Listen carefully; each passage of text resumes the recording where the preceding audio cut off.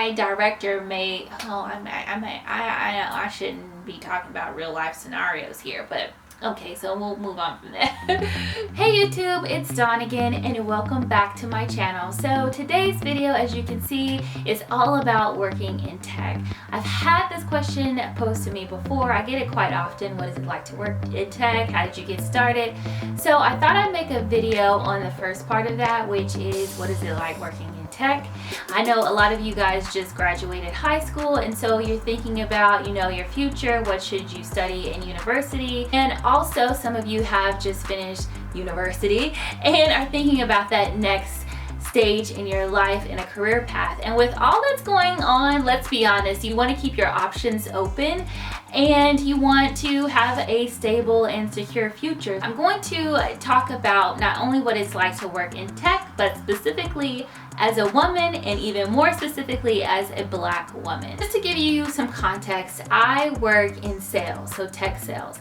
I am not an engineer. I am not technical by any means. I only pretend to be technical so someone can buy the product that I'm selling. If for any of you that are looking to go into sales, but you're not really into coding and that's not really your thing, definitely think about some other departments. You don't have to just be a coder in order to work in tech. You can still benefit from the exciting, kind of fast-paced environment of working in a tech company, but you don't have to be the one that's actually developing the product.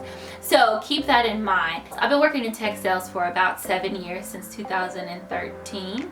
Man, time flies. I'm getting old. Of that 7 years, half have been in London, UK, half in the US. So some of my experience is going to be based on the UK and how they do things, and some of it's going to be in the US. I hope you guys find this video helpful and interesting, and maybe learn a thing or two. I don't know. One thing I will say is the first thing is tech is really exciting.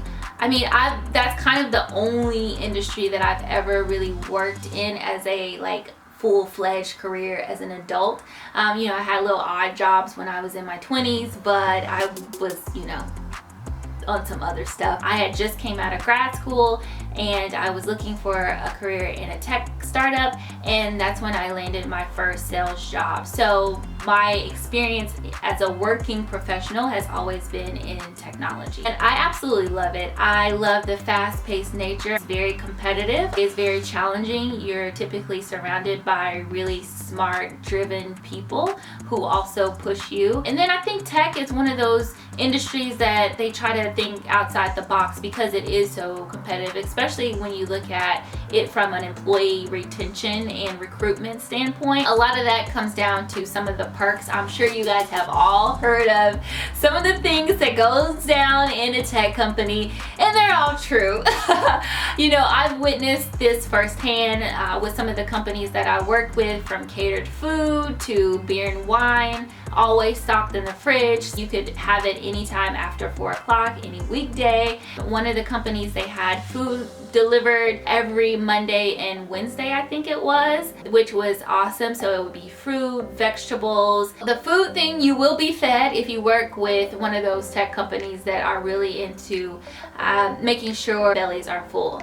I mean, let's be honest, a lot of times these perks are not only to retain talent, but also to keep you there working. One of the companies I worked for, if you work past 7 p.m., you could order out food and it would be on the company. So it's like an incentive to work a little bit later.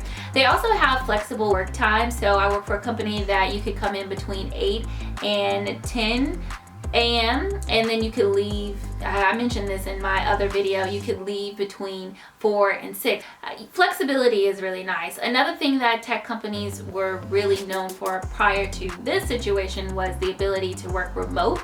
I currently work remote. I've been working remote for the past 4 years. I absolutely love it. I don't think I could go into an office again like 4 or 5 days out of the week. I do enjoy the office environment, but I do like the option of going in when I want and staying home when I don't want to be bothered. Unlimited PTO. I've never had a job where they really cared how many days I took off of work. Never abused it. I never had anyone tell me, hey, you're taking too much time. But I think it's all about that work-life balance. Whenever you have unlimited PTO, you're probably more likely to take less time off than you are if you have a designated amount, because you're kind of keeping track of it in your head and you're like, okay, by the end of the year I need to use X amount of days. It's November, I haven't used 5 days, I need to go ahead and take them. Whereas if you have unlimited days off, you're not really thinking about how many days you've actually taken. At least I haven't, and most people don't keep track of that, which is why it's implemented. Another perk of working in a tech company, you know, you have a lot of people who bring their dogs in and they're like pets and stuff like that, which is cool. I'm not a dog person. You know, I had some traumatic experiences as a kid with dogs getting, you know, chased walking home from school. So I'm not a huge dog person. They had a masseuse come in sometimes, like every quarter or something like that. That would, oh my God, that would be amazing. You'd be in there for 20 minutes, feel rejuvenated, ready to take on the day. We would have awesome parties. Like the parties would be bananas. Like, so in the startup company, the founding team wasn't that much older than me.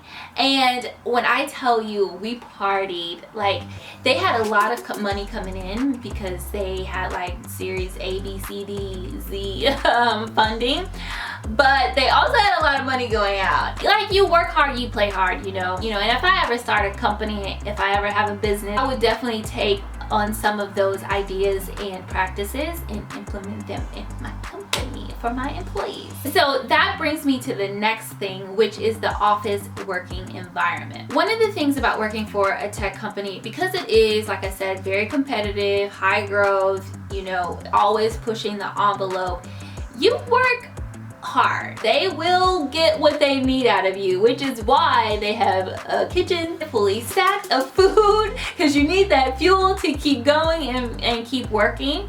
But it's an environment where things have to get done, you know, and they have to get done sometimes outside of working hours. And because it's so competitive, you want to be the best, you want to work for the best company, you don't want to drop the ball. So you're striving to pull your weight and contribute the way that you can. I'm the type of person, I want to go, go, go. And sometimes you have to make sure that you are balancing that for you. A lot of these companies, when you go, go, go, they will push, push, push. But one of the things that I really like, and this is more so in the UK, that I have this more than in the US, not saying that it doesn't exist in the US, but the company that I'm at now, they don't have this, but it was like an open workspace. So you don't have cubicles. You don't have your own little office where, you know, you can go in there and kind of hide out. It's just like open. And at first when I went in there, I was like, oh my God, this is so intimidating. And I remember my first day at the startup, they were outgrowing the space. And so there were people literally everywhere just working, like laptops, like in the kitchen, like, I don't know, sitting on the countertop. It was bananas. Shortly after I started, we occupied 2 floors. They underdid a renovation, and they blocked out really cool spaces to where you could just sit and work. And it wasn't like you had to sit at your desk. You could sit anywhere, and you could sit literally all over the office. I know a lot of companies have like Zen rooms, like really nice outdoor spaces to where you can work, like workbenches and all of that kind of stuff, to get some vitamin D instead of being cooped up in the office all day. A lot of them have really nice windows. I was not used to that working environment. I think now it may be pretty much standard practice for tech companies, but this was 2013, so you know. So they're really aware of how working, the toll that it takes on your body, or at least they try to be, you know, or they present themselves to be. I don't know, but it seems like they are. And so as an employee, you take full advantage of that, because like I said, you will be working hard, and so you might as well, you know, take advantage of everything you can that's going to help you do your job better. So I hope I was able to give a little bit more insight into what it's like working in tech. If you're considering working in tech, I definitely recommend it. It's been great for me so far. And if you're looking to get into sales, I will be sure to do a video about that coming soon. But yeah, if you like this video, you felt like it was helpful, please give it a thumbs up. Also, be sure to subscribe. I'm trying to reach 4,000 subscribers. I don't know when that's gonna happen, but you guys, I really appreciate your time. I really appreciate your support, and until next time, bye.